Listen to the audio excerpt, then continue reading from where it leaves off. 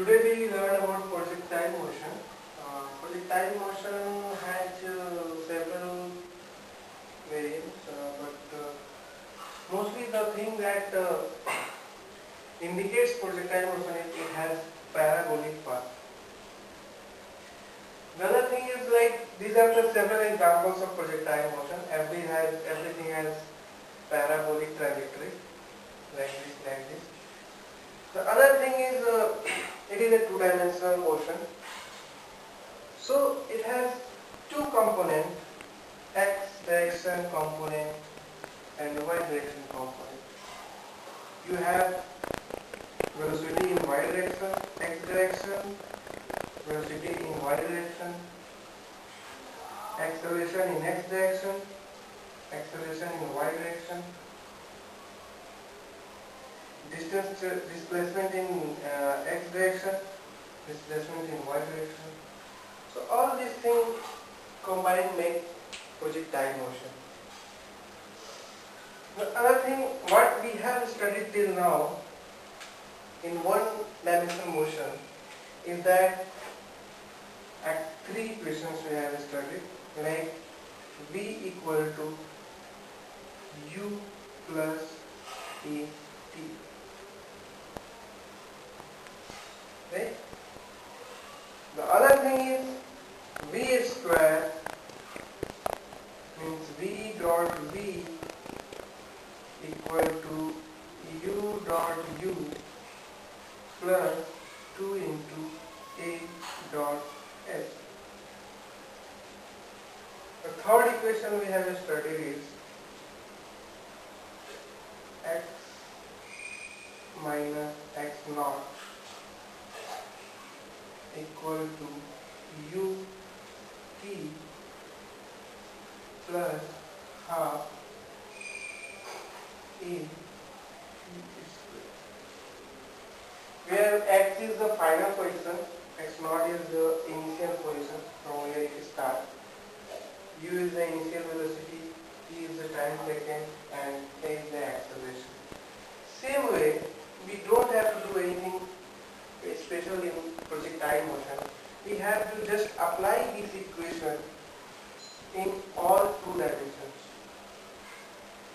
Okay?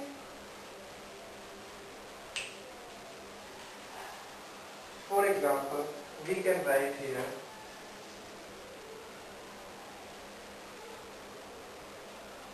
fx,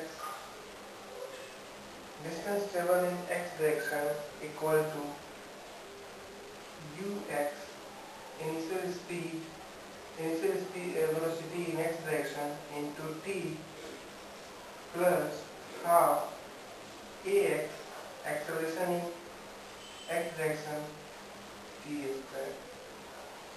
The same thing we can apply in y direction also, like sy equal to uy into t plus half ay t square. The next equation, v equal to u plus at. So vx equal to ux plus ax t. Similarly, vy equal to uy plus ax ay. Right? So we just applied these two equations in these two dimensions, x and y, and this is the essence of parabolic motion. There is nothing special. If you have very much confidence in one-dimensional motion, you can just put x direction equation in one-dimensional equation in x direction and one-dimensional equation in y direction, and you can easily get parabolic motion equation. So let's take the very simplest example of parabolic motion. Suppose you have projected a body with a speed of u at an angle theta. Okay? So this u has two components, x and y. So we have ux equal to u cos theta. Similarly, it has y component, uy equal to u sin theta, right? Okay. Acceleration in x direction is 0 because this body is projected in gravity. Acceleration in y direction is minus g. Okay. So we have to find it out what will happen to this projectile motion. Okay. Calculate the y direction thing first. If any body which is projected with the speed of u sin theta with the acceleration of g, how much time it will take to come again to the ground? It is v equal to u plus at. So from here we can calculate what is v at the highest point. V at the highest point means component of velocity component in y direction at the highest point is 0. Initial speed is u sin theta. Acceleration is minus g, and if it takes time t. Okay. So from here we can calculate t equal to u sin theta divided by g. And this much time will take this body to go upward at highest position, and that much amount of time only it will take to come to ground. So this whole time, when it is projected from here and again coming to ground, this whole time is called time of flight. And so time of flight will be double of that, because this is the time body has taken to go to its highest point. So that much only time the body will again take to come to the ground. Okay. So time of flight will be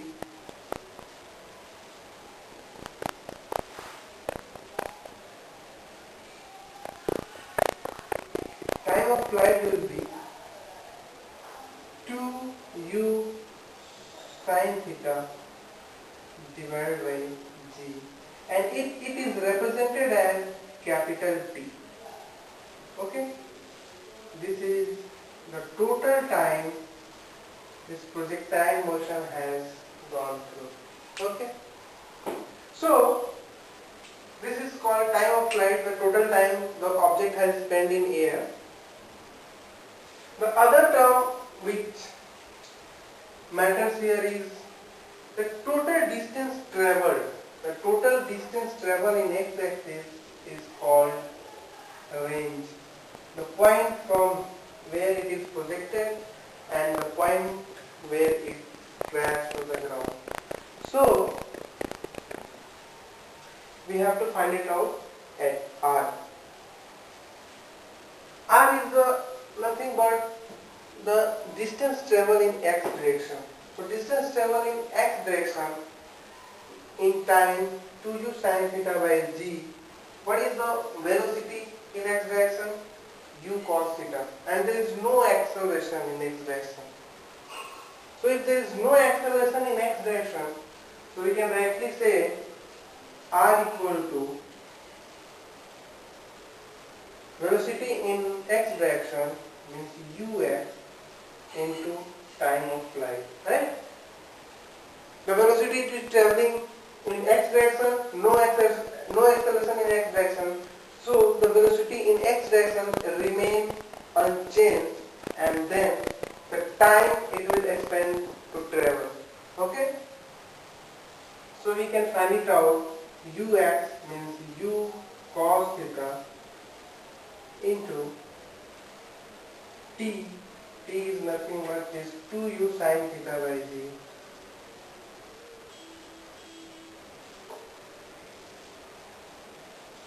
Right? So r equal to 2u square sin theta into cos theta by g. So equal to 2u square sin 2 theta by g. 2 sin theta cos theta is nothing but sin 2 theta. Okay. So this is the term we need to find it out in projectile motion. The other thing that we actually interested in this motion is the highest point, the highest distance the particle has traveled during motion. Highest distance. What is the time it will take to go to highest distance? Time taken to go to highest distance.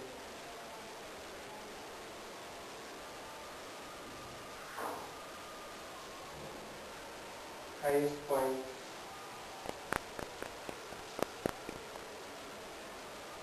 How much time it will take? Nothing. It is u sin theta by g equal to u sin theta by g.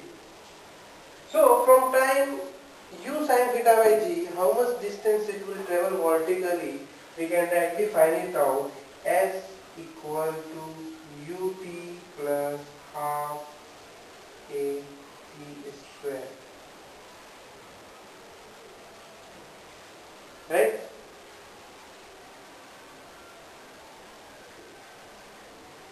Am I clear? Suppose it is kind of s equal to means s h we can say s or h or h maximum height, we can represent it by h equal to at the peak point its velocity will be 0, so we can directly say h equal to half g t square, because the same distance will go to highest point. If the same distance, it will come from highest point to lowest point. So we will calculate directly the point where it will hit highest point and drop from there. Okay? So it is like half g into t, value of t is u sin theta by g, u sin theta by g. Okay? So thing is half u square sin square theta by g equal to u square sin square theta by 2g.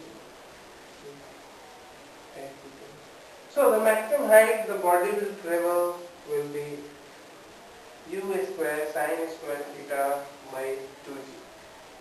Okay? So these are the few terms we need to find it out in case of projectile motion.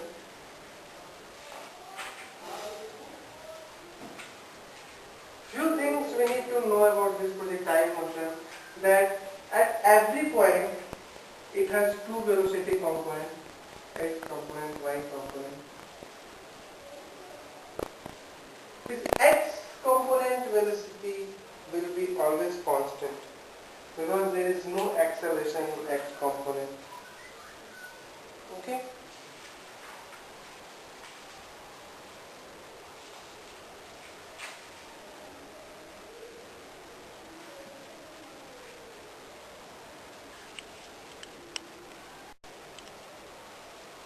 Okay.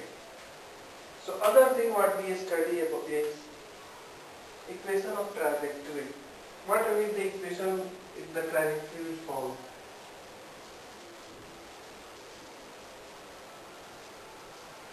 Equation of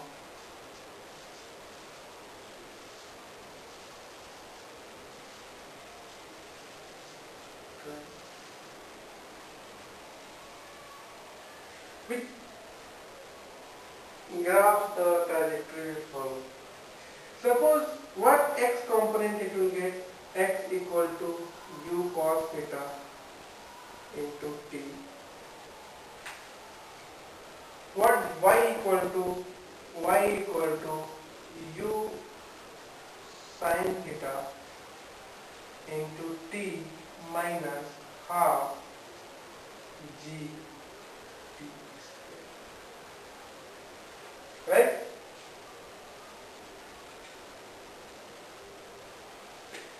So all we need to do is to make this equation in terms of x and y. So here we need to eliminate t. So t equal to x by u cos theta. The same thing we need to put in y. So y equal to u sin theta into x by u cos theta minus half g into t square means x by u cos theta. Okay? So y equal to x tan theta minus half x square by u square cos square. Right? And we know that r equal to u square sin 2 theta by g. Here we get a. Okay. So from here we can calculate r equal to u square 2 sin theta cos theta by g. So g by u square cos theta equal to 2 sin theta by r. Okay?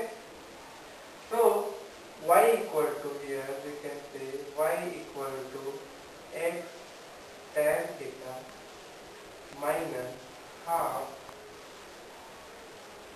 g by u square cos theta. We can directly write 2 sin theta by r. So g by u square cos theta eliminated, x by, right? This 2 get cancelled. Here we will get tan theta, here we will get tan theta. So we can take it out, x tan theta, x square. So we can take x tan theta into 1 minus x by. So this is the equation of trajectory of parabola, projectile motion, right? Based on that we can solve several examples. You can go through HC Verma or any standard book, you can solve the example. This is the basic theory of projectile motion. One more projectile motion what we study is projectile motion in inclined plane.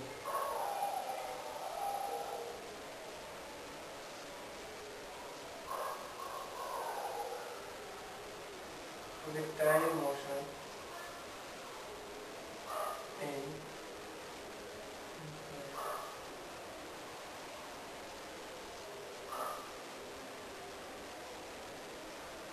okay. What we will happen if projectile motion occurs and in inclined plane? If projectile motion will occur in, suppose take an inclined plane whose angle is theta,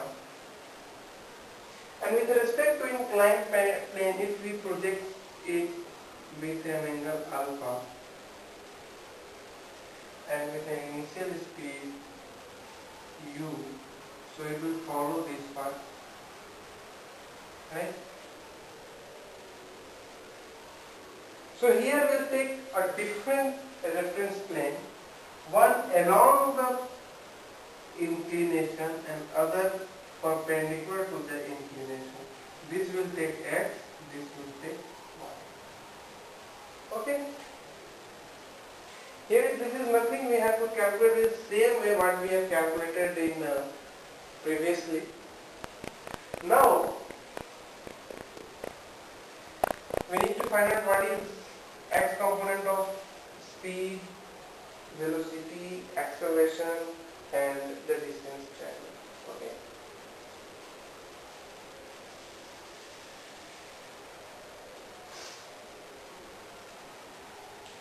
So just calculate ux. Ux equal to u cos alpha and uy equal to u sin alpha, right? Taking these two axes as a x and y direction, in y direction. Then acceleration in x direction, this is the point we need to think about. Acceleration in x direction is, suppose gravity is working downward, so acceleration of this component will take g sin theta and acceleration perpendicular to this will take g cos theta, right?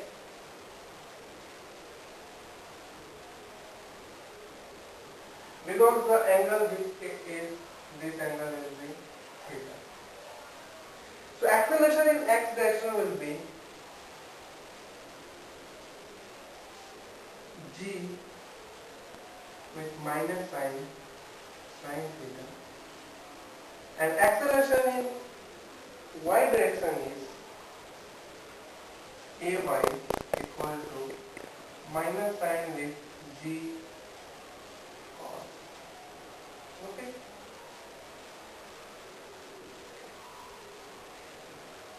The next thing we need to find it out, how much time it will travel. Okay.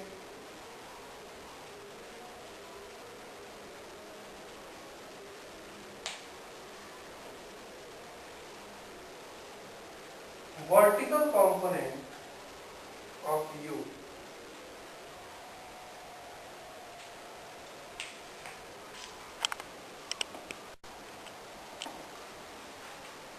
taken same as the projectile motion, we can say, as we calculated there, time of flight t equal to 2u sin alpha by g. Same as the previously we explored 2u sin theta by g, we just clear here the component of u will be u sin alpha in y direction. In y direction it will be u sin alpha, and from that we directly calculate it 2u sin alpha, and the component acceleration, previously our acceleration was g, here it will be g cos theta, right? So we can calculate this. Okay. Similarly, this time, what distance the particle is traveling x direction, suppose we say this Rx. So what Rx will be? Rx equal to u sin alpha plus theta into time of flight, right? Component of this along this direction is u cos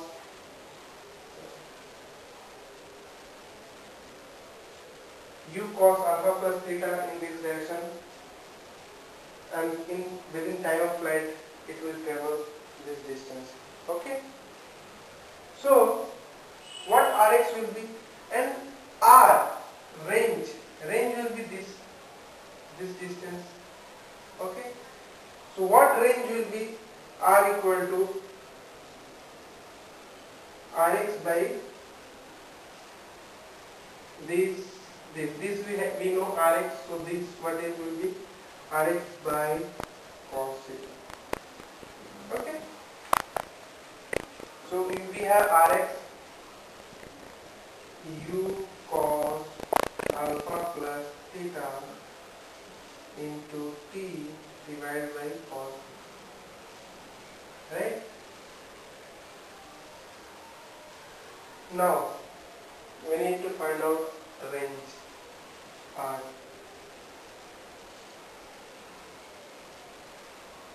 R equal to u cos alpha plus theta into t. T will be nothing but 2u sin alpha by g cos theta. 2u sin alpha by g cos theta n into cos theta. Right? So we can write it here 2u square sin alpha into cos alpha plus theta divided by g cos. Okay, so this is the projectile motion what we get in inclined plane. Based on that we can solve several problems and then we can discuss it.